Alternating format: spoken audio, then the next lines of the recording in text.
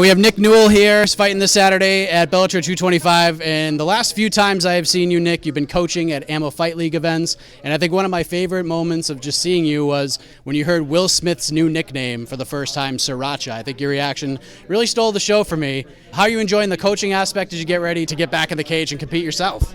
Yeah, coaching all those guys is great. We've been doing really well on the local scene, and it's one thing to go out there and tell them what to do, but to go and show them what to do is another thing. So I like to lead by example and come out here and fight for myself. Will is a great guy and actually a very good motivational person to have in the gym because he works very hard. I'm more of a fan of the Fresh Prince as his nickname, but if he wants to go with Sriracha, that's on him. Why does he not like that nickname? I don't know. I try to get him to come out to Getting Jiggy with it or Miami or whatever, but he tries to shy away from the whole Will Smith thing. I said, why don't you call yourself Bill Smith? And he's like, Bill? No way. So I'm like, whatever. So this is an exciting thing for you. Fighting at Mohegan would be cool. It's still in Connecticut, but this is right down the street from where you live, like a 10-minute ride. What does that mean to you to be able to compete on this card, get such an opportunity so many of your friends and family and fans can see it? Fighting at Mohegan, fighting at Foxwoods is cool. It's my home state, but it's not my hometown. Bridgeport is my hometown fight. I grew up in Milford, 10 minutes away from Bridgeport. I live one town over from Bridgeport right now. So it's literally right in my backyard in a huge arena, and I get to perform in front of all my people.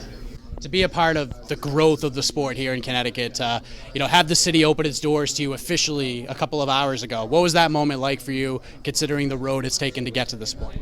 Yeah, it's been a long road. I've been pro for 10 years. I've been training for 19 years. It's good. Everything comes together if you follow your heart and you give it everything you have. It's corny, but it's true. I'm sure you've been asked about being a dad multiple times here. I come from a parenthood perspective myself. I have a 6-year-old, so I get what it does to you kind of from a professional level and just overall. Like, you just grow and you have different motivations. But to me, when it comes to being a media member and covering the sport, I don't do this.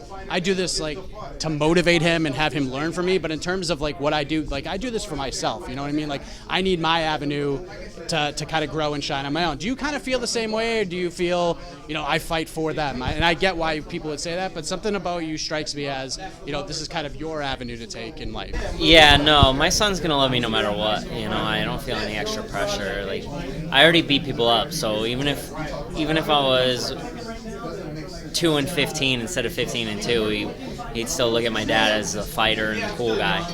So that doesn't add any extra pressure. I'm more well organized as a human being, and definitely more regimented in my schedule, and everything in time management has gotten extremely better. I'm busier, but it's a good thing. If you want something done, ask someone who's busy. And in terms of the opponent you have on Saturday, this guy is being put forth as a prospect killer, as a legend killer, so to speak. He's taken out all the up and rising guys here in Bellator. You're next on the list. I feel like you're being positioned to have a big moment. They're pushing you the right way. Are you excited for everything that's going to go down on Saturday, where it could possibly lead to? Yeah, I'm not a prospect. Well, I know that. This guy's taking out prospects. I'm not a prospect. I'm a veteran. So it's different. There's a difference between a prospect and a veteran. Everything you know about me has been out there, and there's other things that I haven't shown that are skills. I've been out there for years. I've already proven myself. So for me, it's not. I don't wear the prospect. I'm different than these other fighters. I feel like he's not on the same path. He earned a fight with me, and he's going to get one on Saturday night. Do you feel like within the first minute of the fight, he's going to be like, oh boy, this is different than I've been a part of before? I definitely think that fighting me is unique because you can't bring someone in to your camp that's like me. You can't find someone that's going to do the things I do. You can't find someone that moves like I move and hits like I hit, and it's just different. So it takes a while to adjust to, and that's why I've been so successful in mixed martial arts. How do you see this all playing out on Saturday? I definitely see myself winning this fight. I have many avenues to get it done. The finish is always the goal, and that's what we're going to go for. Are you hoping that your performance is just so impressive that they have to put you on the main card, at least replay the fight so that everybody else can see it? I'm trying to dust this man so I can get on the main card. How many tickets have you sold? How many people are going to be coming out to watch it? I sold way too many tickets. Too many. They don't have room. Yeah, I sold it out. You can buy tickets online though. There you go.